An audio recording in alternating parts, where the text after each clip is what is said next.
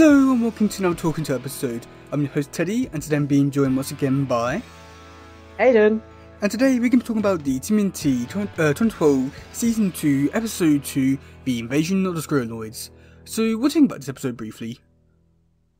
Well, this episode briefly has just one of the major copycat references that I have ever seen.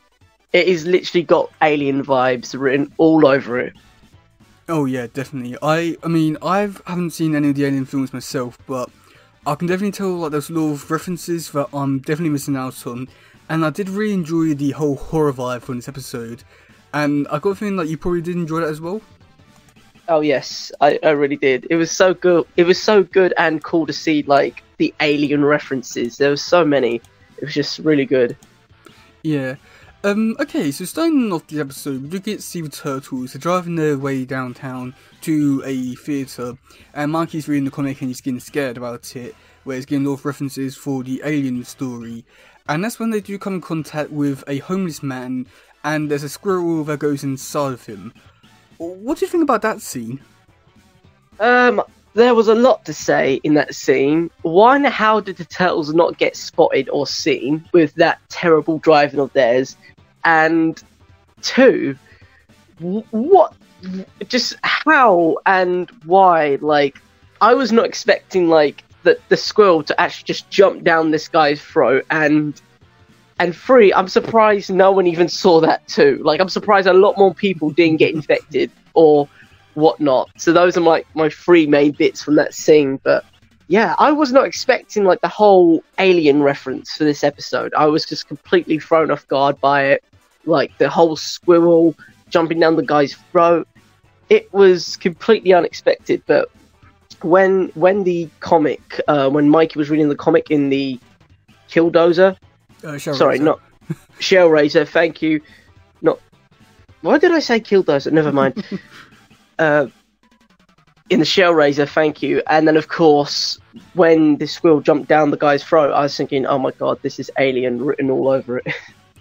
Yeah, I felt as though that, like, the opening bit with the turtles going to town and stuff like that, I felt as though like the setup there with the mutant stuff was like really good and showing off that they'll continue on that storyline, which I really did enjoy, and like going straight into things, not just like delaying it over and over again. And I did think that was like a really good thing on their part. I will say this, I did feel as though like this bit here was probably like one of the weaker scenes. It just feels as though that it's just like there, and like I don't know, it's hard to explain. I just feel as though like not really much was happening in that scene there.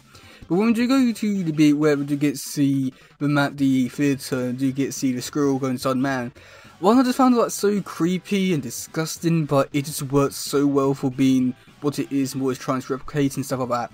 And I'll definitely have to say that going off that, I do think that this episode was definitely trying to push like the boundaries for like TV shows and like kids shows and all that, in terms of like how much they can do with horror and disgustingness and stuff like that. And I feel so like this is like one of the like first key scenes that like definitely like set up like what kind of episode this was going to be and how much it could like really push boundaries, and it just worked so well. Okay, so then going into the next scene, we do get to see the turtles. We do take the homeless man home. We talk to Splinter about saying that it's all their mess, and we put the guy on the table. What do you think about that scene? I didn't really have too much to say about that particular scene. One bit that I really did enjoy though was Mikey's always referencing his comic to what is actually happening in real time. And of course, when he was talking about how the survivors in the comic brought home the infected person, and they were trying to figure out what was wrong with him, it was just really cool to see because it was actually happening in real time. And of course, this is exactly what happens in the Alien franchise. Like, of course, the guy, one of the crew members, gets infected. He gets a face hugger on him, and he gets infected. No one knows what's going on. They bring him back to the ship, and of course then, well, it's not as graphic as what they showed in the episode, but in the Alien, usually what happens is like the eggs grow inside of the crewmate's stomach, and then of course when they're ready to hatch, they violently and graphically explode out of the guy's stomach. Yikes. Yeah. I mean, So I'm glad they didn't put that in the episode, because that episode would not be airing. oh yeah, definitely. I mean, I did feel Steve like the total speaking Splinter about it was a little bit funny, but the one thing which I saw questions a lot about was when they put the man on the table and just Raph like deliberately like puts him on some of the glasses that had like chemicals inside them. I don't really know why he would do that, but yeah. And then we go into the next scene where we do get to see the man's on the table, and we do get to find out that basically there's 2 squirrels inside of him now, and he wakes up and he starts talking crazy, and Mikey can somehow understand him. What do you think about that scene? That was also very interesting as well, because it not only told me that this was an actual like reference for the Alien franchise, but it also gave me like the proper nostalgia of the old Alien movies. Like, sure, it wasn't as graphic and as violent as the traditional movies would portray, with the aliens exploding out of the guy's stomach and, you know, it's a mess, but it was actually kind of cool just to see that they would actually try and push the boundaries with this show a bit. Even though it was like a PG and all that, they managed to find a way to make it not as graphically violent from the movies. Instead of like using blood, they used like green mucus and all of that to do it. And of course, not through the stomach, they did it through the mouth, so it wasn't as brutal. And it was just really cool how they did it, because I was thinking, how are they going to do this? I know it's an Alien reference. It's not going to explode out the guy's stomach. How are they going to air this episode if it does? But luckily enough, they did it through like the mouth, and yeah, it was pretty cool. Yeah, I'd just say that this bit here was pretty. I don't know. I found it like fun in a way. I just find like Mikey translating the man's crazy talk. I found that to be stupidly fun, but I do think it just. I don't know what to really say about the scene. It's just one of the things that I sort of like, but at the same time, it again sort of ruining Mikey's character in so many ways and stuff like that. But even then, like, we do get to see the man, like, you know, throwing up the squirrels, and again, like, that's so like creepy, fun, good in so many disturbing ways. But it just works so many great ways, and yeah, that's all I can really say about it.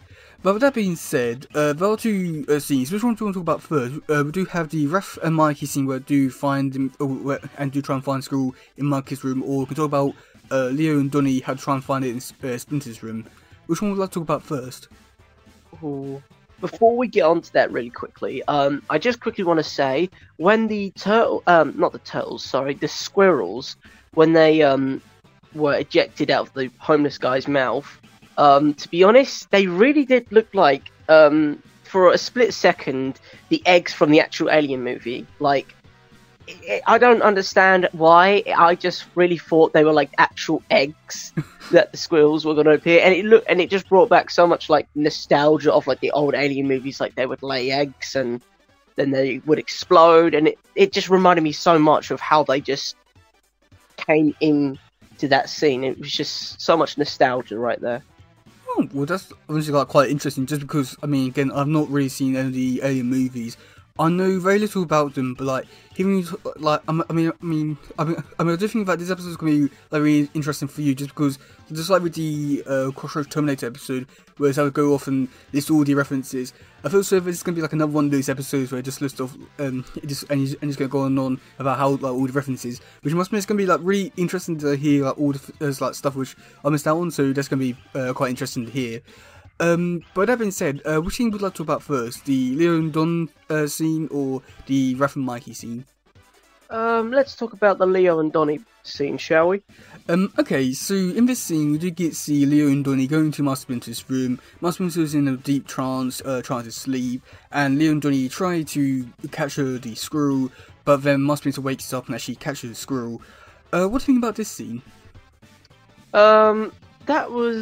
It was an alright scene, I would say. I wouldn't call it like a major scene within this episode, but it was quite funny in how they had to go on full ninja mode to try and catch this squirrel.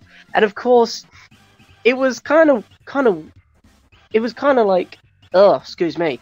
It was kind of funny just to see the squirrel going up in the tree and just hiding there, just like doing what a squirrel does, really. And yeah, and of course, Master Splinter. I gotta give shout out to Master Splinter for that quick reaction time in capturing that squirrel in the box. And to be honest, those boxes were conveniently placed in the dojo for such an occasion. I don't know if that's just me or not, but those crates were placed so perfectly for Master Splinter just to go up and like capture the squirrel. Like he was planning that from the get-go.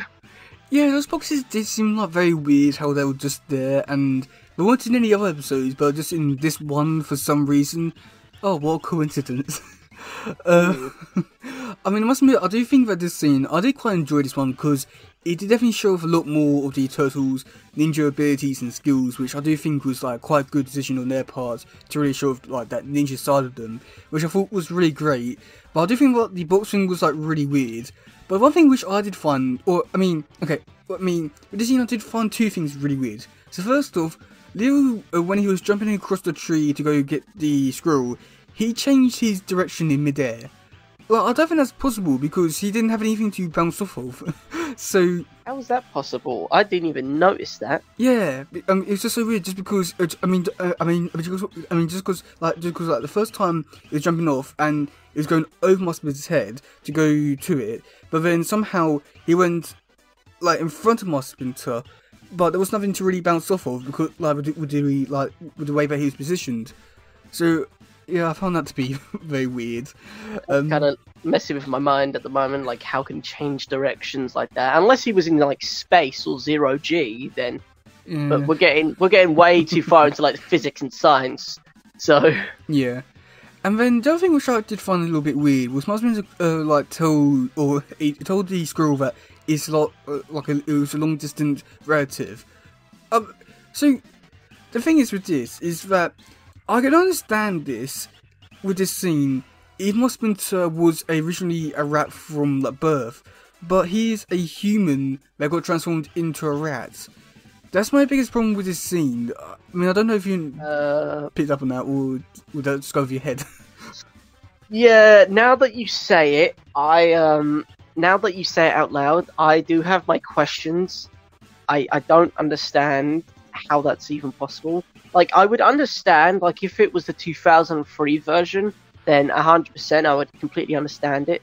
But now that you say it, like, he was a person who got turned into a rat, and yeah, I don't know. This is confusing me now.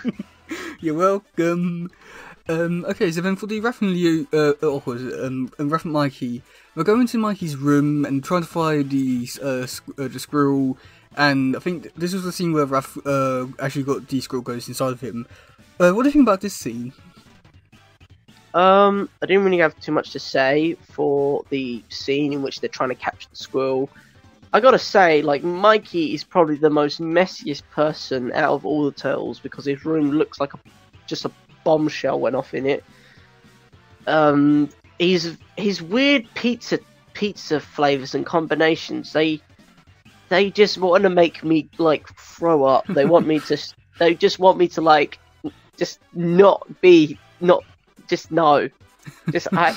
not. The 3-week-old pizzas on the floor, jalapenos and jelly beans and like syrup. Like, someone like how, why would you even do such a thing? It's. I don't get it. Like, this is like much worse than the situation in which whether to put pineapple or not on your pizza. This is much worse than that. Well, I mean, the one thing that really got me, and I'm quite surprised you didn't mention this, was Mikey had underwear. Oh, we're not going to talk about that. He had tidy whities. Yeah, I did notice that. I was hoping to avoid it because I didn't know what he was using them for. And by the way, he had them and there's so many stains down them. I don't even want to know. Maybe they were pizza stains or maybe they were something completely different. I don't know. And to be honest, I don't really want to go down that path because it's just, I don't know. I just don't want to know the answers to it, really. Yeah, I mean, I found that like the weirdest. I think the pizza bit, like, that is so Mikey in so many ways, but all the other stuff, like, that is just Mikey. But the underwear bit, that is just something which I can't get out of my head, and it's just something which, yeah, something which I never really thought I'd be talking about on Turtles, how Mikey wears underwear. Oh god. Moving on? Yep, shall we? Okay, so in the next scene we do get to see Raph, he's been locked down. Mikey's about to use a chainsaw on him to get the squirrels out, but that's when Raph spits the squirrels out. What do you think about that scene? I didn't really have. Well, actually, no. Yes, let's talk about that. I really did enjoy the fact that they pranked their brother, whilst the fact the eggs were still inside of him. Sorry, I meant like squirrels were inside of him. Sorry, Alien and Turtle move references are just getting too much now. I'm cross-referencing like Alien, like the actual Alien movies, to this episode. It's crazy, but yeah. So the squirrels are inside of him, and of course, it's just funny the fact that their brothers would actually still play pranks on each other whilst in dire situations. Like, your brother could have died. Like, if it was like an alien from an outer space, and it was like an egg that exploded at your stomach, like, you wouldn't be worried. You wouldn't be pranking him. You would just be like worried to keep him alive, you know. Yeah, I mean, I must admit, I did really enjoy the chainsaw gag bit. It just worked so well. I know if it was like a real situation, I think, like, yeah, this is very stupid, but I think that with like how these characters are and stuff like that, it just works so well and it's just amazing. But then we do go into the next scene where we do get to see the very like radioactive squirrels just running around these sewers, and the turtles are trying to find them before they actually come in contact with the actual squirrelanoids. What do you think about that scene? I'm not gonna lie, I really did enjoy when the squirrels mutated into like their final form. Like, it just like, and then of course, when they did, I immediately, like, when I knew it, like, I knew it from the get-go, but when I just saw those squirrelanoids, or the mutated squirrels, whatever you want to call them, I was thinking, this is major Alien vibes all over, like, hands down. Sure, I had a brief, like, idea whether this was or was not an Alien episode, but when I saw those things, I was like, yeah, this is definitely an Alien episode, hands down, through and through. And I gotta say, that the job of the designer for those squirrelanoids, I gotta tip my hat off to him, because those looked really cool, and they just reminded me of so much of the Alien. Like, you can definitely tell how much they tried to reference the Alien from the movies, and like the other references, like, of course, like the squirrels had the elongated head, and of course the shininess to it, and of course the squirrels also had the elongated head and the shininess, but they've added some like green mutagen in the back of their skulls just to like make it stand out a bit more. And of course the mouth, that was really important as well, a really major reference to the Alien movies as well, because the aliens also have a second mouth, which sounds a bit crazy for those who haven't seen or heard of Alien before, but they do have a second mouth. And I just really liked how they actually got that down and got it in there, just referring to like the alien species. And I could just sit here and talk about it all day long, but it is just so cool how they managed to get so many references in this episode, which was just amazing. I have to say that with this scene, I did find it a little bit weird that all the characters struggled to find the very green glowing, like very like glow in the dark squirrels. I found that to be like very weird, like they was able to lose them quite quickly, but it worked for the scene. And I would say that when we did get to see the actual squirrelanoids themselves, they just worked so well. They popped off the screen really well. They had an amazing design, just so weedy in so many great ways, and I really did enjoy them. And I do think that I don't know, I think if I was to have seen the Alien movies beforehand, I do think I'll be loving the scene a lot more and be like geeking out about it a lot more like you are. But I think that because I don't really know too much about Alien, other than like what they look like. I just think that like they do look really cool and really great. For me, they remind me a lot of there's this episode in the original cartoon where these monsters come in like these meatballs and Turtles like heat them up in the microwave and they became these pizza monsters, which basically looked the exact same like the aliens from Alien. And that's all like where I was getting like the references from in this episode. I was just thinking, oh yeah, these are like pizza monsters. Turns out it wasn't, and there's more references to the Alien movie. But you know, either way, it's just so great. And yeah, okay. So then in the next scene, we do get to see Metalhead goes into after them, and unfortunately, he still dies in this episode. And Splinter makes an amazing joke. What do you think about that scene? I gotta say, like, Donnie was being actually, like, really, well, I wouldn't say sassy, but he was, like, showing off. It's like, well, Master Splinter, actually, I don't have to be brave and go and face certain doom in the sewers. I can just send my robot here, and he could do all the work for me, so... And that was just really funny, because he was standing up to Master Splinter after he gave that empowering speech to say, oh, who is going to be the bravest ninja of them all? And then, of course, everyone's just sitting back at base camp and just watching it through the screen, and they're like, nah, I don't want that. Sure, I want that title, but I'm not going to risk my life, if you get what I mean. Yeah, I mean, I just found like Donnie's like way that he thought about this scene, I just found him to be like very smart and something which I would actually do. I think I'd much rather put my life in the hands of a robot instead of risking my life for it, and it just worked so well. But the thing that like really got me about this scene was Splinter saying that he was right. That scene got me. I don't know if that got you, but it really got me. Yeah. Like he said, oh, I am right. Like, I told you so, but yeah. I'm right. Like, he knew. So then after that, we do get to see the Turtles who do actually go off after squirrelanoids, and Leo has a bright idea to want to split them up into two teams. We do get to see Raph and Mikey go off in one section, and Leo Donnie go in one direction. So do you have anything to say about like these scenes, or yeah? To be honest, not really. I don't really have much to say about those scenes in which they split off and all that, because they were just like fillers for like what's going to happen. But I do like how Ralph is being more open-minded now about the comics that Mikey's reading. Like, he's wanting to know what actually happens in the comics and to know and understand how to defeat his enemies. And it was just really cool to see that he's actually like worried that this comic book is actually telling what's going to happen to them. And it was just pretty cool to see his reaction and his thoughts behind how he's going to like defeat them. Yeah.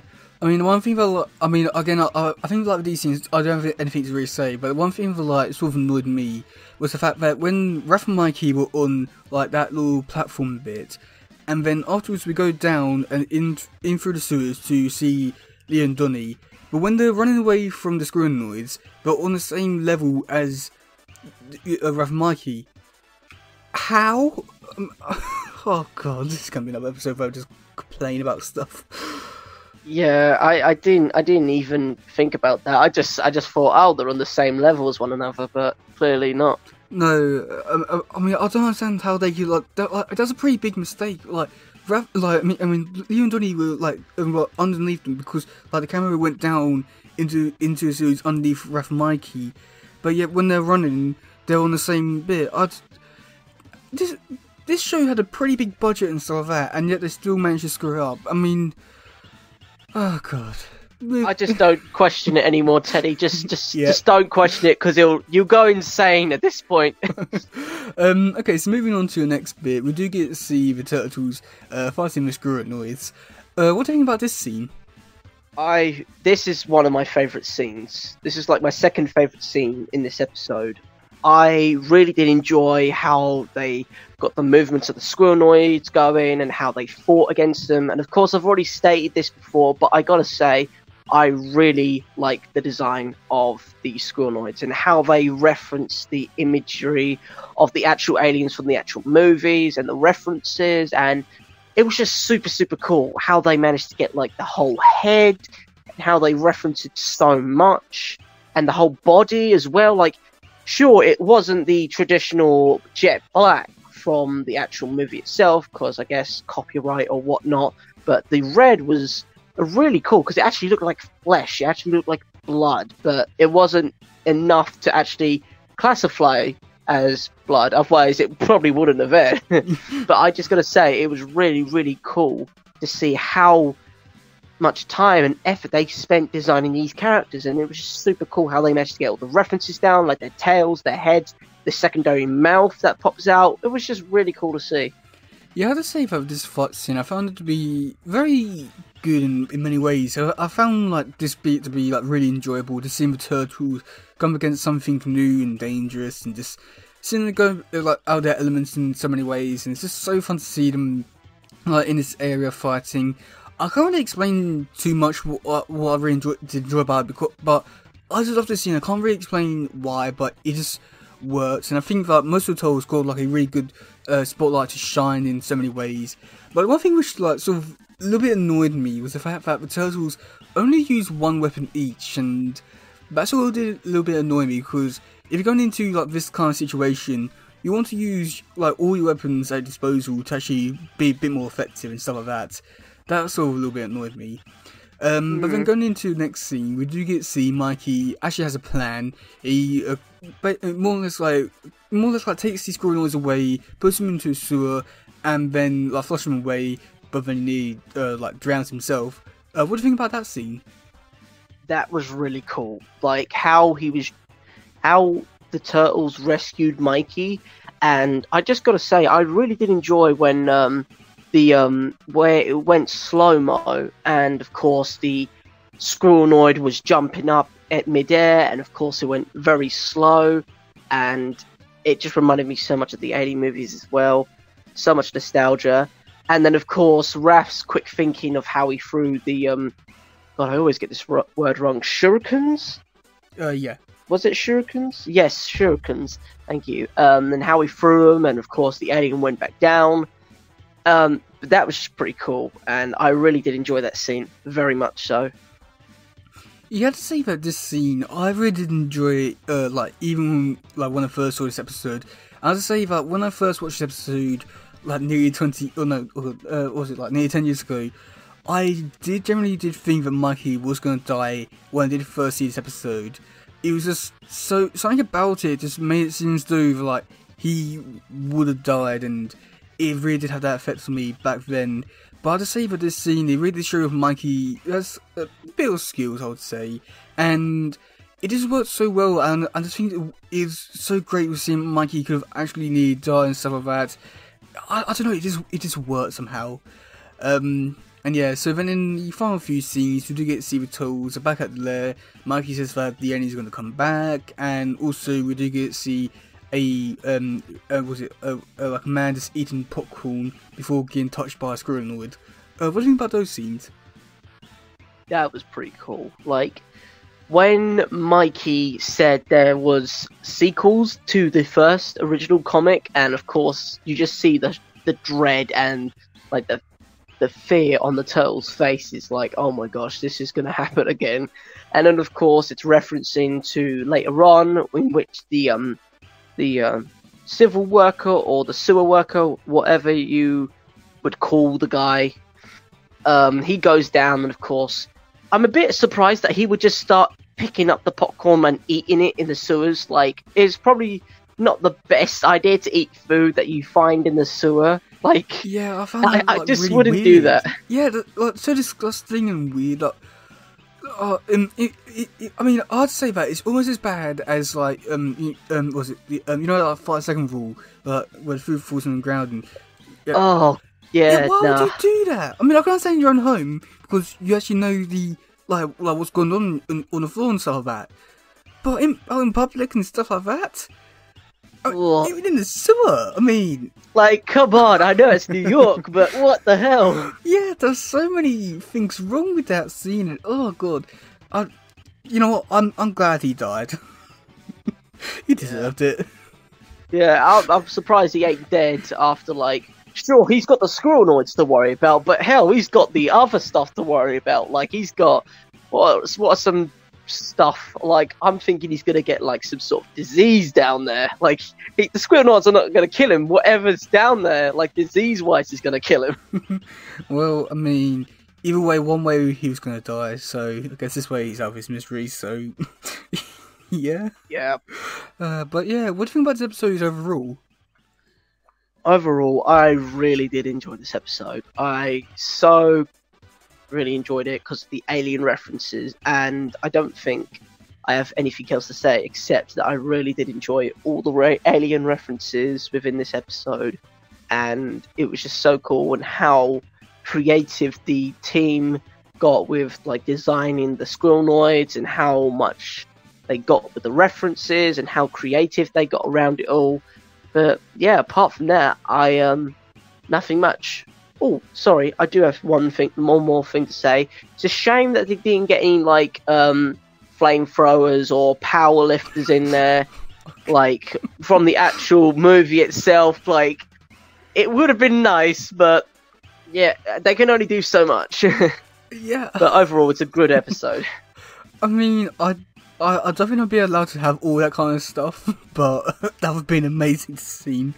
But yeah, I must admit, overall, I think this episode was just so great, and I think this episode showed off the potential and possibilities that this show has with like going down a more darker route, with doing more horror elements and stuff like that, and also like doing like movie references. Because I know that with the Terminator one, they did do a few references in that one, but I think they were like played it very safe with what they were showing in terms of what was like the references to it. But for us, though, this one was just, you could tell that it was definitely all there, so many references.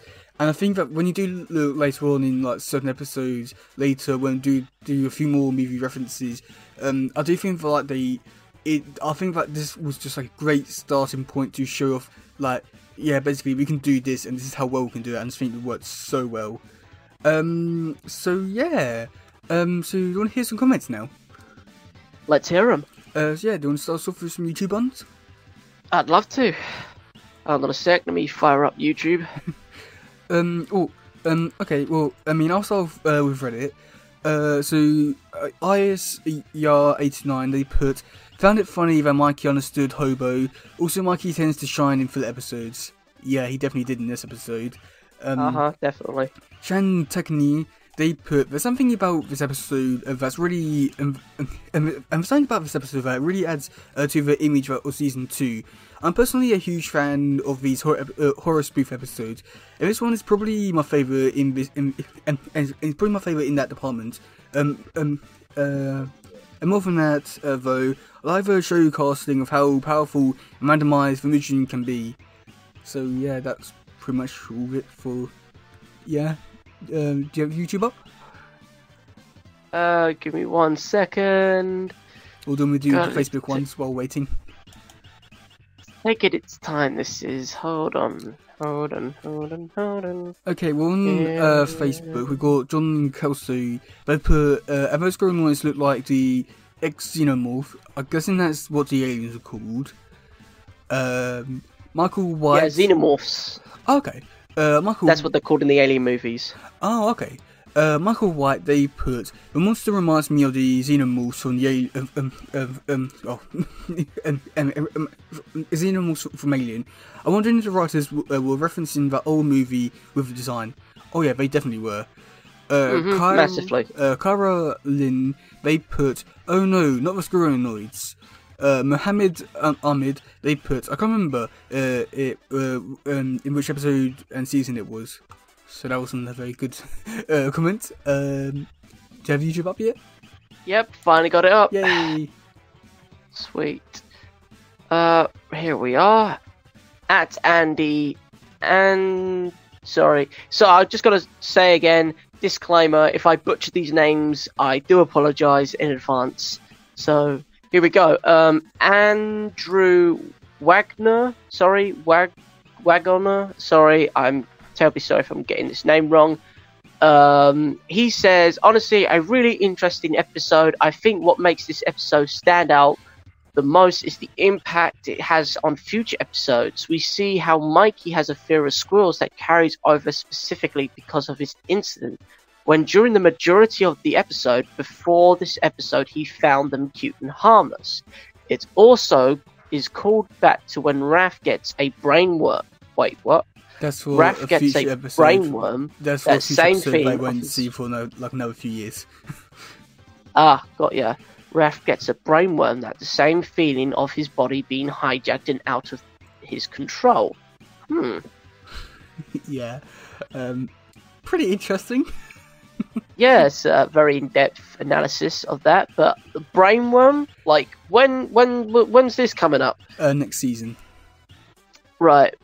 I was just gonna say, like, brainworm, is this gonna be like another alien situation again? No, I mean, the context around all of it is a lot better, and when you do see the episode where they do actually have the brainworm in it, I think you'll enjoy the episode for what they're doing in the episode and what actually happens, but it doesn't, like, reference any sort of movie whatsoever. Oh, okay. Shame. At BU Walker 9820, again, apologies if I do butcher these names. They say show may have been lighter and sillier than the 2003 show, but had a surprising amount of horror in it, especially body horror, given some of the mutation designs. Scumbags being one of the creepiest. I don't think it was in this show, but yeah. Scumbugs or scumbugs. I do apologise about that. He might have been Scumbugs. I can't remember if it was actually in the episode or like in the season or like the show itself, but yeah, I mean, I must admit, I do think about the horror stuff. They did a really good job on it. It was just amazing. Oh yeah, I love the horror. Like, there's so much horror vibes that they can go down. It's so cool, and I really do enjoy that sort of side of things. Yeah. Let's see, who else is there? At Magma Striker, 1436. There are not enough words to describe how much I love this episode, but numbers can. 10 out of 10. Fire emoji, and fire emoji. I wouldn't necessarily say this is a 10 out of 10 episode, but I think it's like a very like high up there. I think like a strong 8, maybe 9. It's a very good episode, but I don't think it's a 10 out of 10 for me. Was that it? We've got 2 more comments from at TMT fan 4794. It's a reference from the Alien franchise, and yes, it is very much an Alien franchise episode. And like, if it wasn't any more clearer, it is. It's just so much Alien. And for those who have watched the Alien series and those who like the Alien series, this episode would be a good one for you.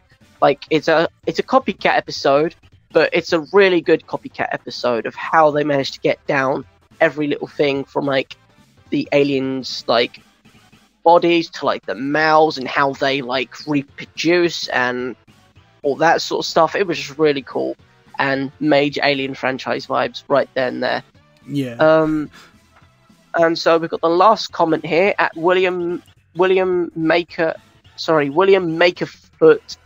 8039. The episode is forgettable. Well, most episodes are, really. Yeah. I don't know whether it's supposed to say unforgettable or just forgettable, so either way, moving I'm on. not too sure. Either way, moving on. But yeah, that's the YouTube comments done. Any more? No, we can move on to trivia now. Trivia? Okay, yeah, so I've got a feeling that you're going to like this because of how much they do reference and talk about the Alien film stuff. Okay.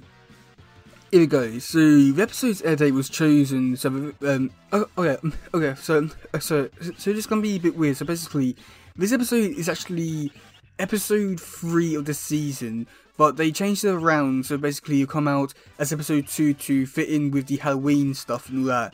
So it's all like got mixed around with episode 2 and 3, what one you watch, but like it doesn't really make much difference. But it's very weird that I've always done like this, but yeah. This episode is a very strong homage to Ridley Scott's popular sci-fi horror film Alien, with the squirrelanoids' appearance and behaviour mimicking the film's titular antagonist, as well as specific lines and scenes being lifted directly from the film as well. Maki makes a reference to alien existing Aldi Dude's butt, which was a major reference point in Stephen King's Dreamcatcher. Maki actually names the squirrelanoids after the alien noise that appear in his comic Invasion of the Alienoids, which is also a reference to like another film of the aliens. The title bears heavy resemblance to one of the episodes in the 2003 show called Invasion of the Bodyjacker, and there was an episode in the 87 show called The Invasion of the Krangzoids. So yeah. Mockman makes a cameo appearance on the poster on the walls in Mockanish's bedroom, complete with a cloth spinning on his nose. That's quite cool. Mockman is a character in like other versions of the Turtles, but I must admit that's actually quite cool to see that like there. Oh, there's another thing which I don't know if you noticed, but Mikey's room, he has a cardboard cutout of Chris Bradford in his room. Did you see that? Yes, I did see that, and I'm surprised he still has it up after the encounter he had with Chris Bradford himself. Like, he still has high values for Chris Bradford. Like, he still has Chris Bradford as like a major figure in his life, which is a bit surprising after, like I said, the last encounter they had with him. So yeah. Okay, so when Makanisho's surfboards is written on Makanisho's surfboard is named Sipes, which is obviously and this one was basically named after the actual voice actor Greg Sipes, so that's quite cool. The human underwear Raph finds in Mikey rooms are not only tighty whitey, the wristband in fact says tighty whitey. Oh jeez, that's making bad. Oh jeez. Mikey also quotes "Game over, man, game over," a line from the Alien sequel, Aliens. Did you notice that one? Yeah. Because I didn't notice that one. Sorry, what was that? Mikey says line "Game over, man." And this is apparently a line from some of the sequel Alien movies. But yes, at the top of my head, yes, I do think that is one of the lines within one of the Alien movies. It's been a while since I've actually sat down and watched the series of Alien, but yes, I do believe that is one of them. Okay. Okay, so then for the final bit, we've got the cast. It is Rob Paulson voicing Donatello, Jason Biggs voicing Leonardo, Greg Sykes voicing Michelangelo, Sean Astin voicing Raphael, Hoon voicing Splinter, Nolan North voicing the homeless guy, and then Nolan North voicing the sewer worker. So yeah. Okay, so then for the next episode, it is called Follow the Leader. What do you think is going to happen in that episode? Follow the leader. At the top of my head, I immediately think Leo for some reason. Like, Leo is the leader of the group, and everyone's got to follow the leader to get out of a difficult situation. And I think Leo is going to be a major character within this episode. That's all I'm going off at the moment from this title. So yeah. Okay, that's interesting. I mean, I will say this. I feel sort of like I'm really disappointed with this show just because I really wanted to be more like the 2003 show, just so that you know that beginning bit where one of the characters talking. I really want them to do in this show just for the next episode for the leader. I know for like you're being like very stupid just because it feels so that you would know like the main character is, but hopefully you understand like where I'm coming from. Where like you sort of like envision like what they'll be saying and how they'll do it. Yes. Yeah. I mean, yeah. I think it'd just be amazing, but I think that you're happy. You miss me getting it wrong, don't you? Yeah. Quite a lot. Yep, I knew it. Yeah, do you have anything else to say about this episode, or is it all done with this one? To be honest, I've said that I've already... excuse me. God, I'm really bad this episode tonight. We'll try again. Thank you. All I was going to say was that this episode is one of my favorite copycat references in this series because it's Alien. Who doesn't love Alien? But yeah, I just really enjoyed how they managed to get all the references in from the Alien franchise and all the movies, and how they managed to create a character and resembling the alien. Of course, the whole episode was just Alien all over. And by the way I'm talking about this episode, I really do like Alien. I love the Alien franchise. I love the movies. I just love the games. I just love Alien, alright? Yeah, I mean, I do think that because I've not seen the Alien movies and I know very little about them, I think that if I'd gone into like this episode with the knowledge of the Alien movies, I do think I would have enjoyed this episode a lot more and be like, oh my god, I can't believe I've done that thing and that thing, oh my god, wow. But I think that without the knowledge, I still think I was able to enjoy this episode and really did enjoy it because, well, it's turtles. But I do think that like there's a lot of really good stuff in this episode to really show off how creative I was able to get, especially in like the horror department where I was able to show off like how great they can get and how far they can really push things. I know that like it wasn't like 2003 level in terms of like body horror and stuff like that, but like it did a lot in here that like definitely like raised the bar to be like, yeah, they definitely are contender for like showing off horror stuff. And I do think that also with the movie references, I do think that this episode is a better job at like showing off of what they can do with movie references, how far they can go without actually being copyrighted and stuff like that, compared to the Terminator episode they sort of did. I do think this one works a lot better because like they knew what they wanted to do and was able to really go all in on it, and I just think it worked so well. But yeah, so if you don't want to get into the podcast, you can leave a comment on YouTube, you can leave it on Reddit, you can leave it on Facebook, you can leave it on Anchor, either as the text message or voice message. But yeah, I've been your host Teddy. And I've been Hayden. And we'll see you soon. Goodbye, yo, bye. Bye.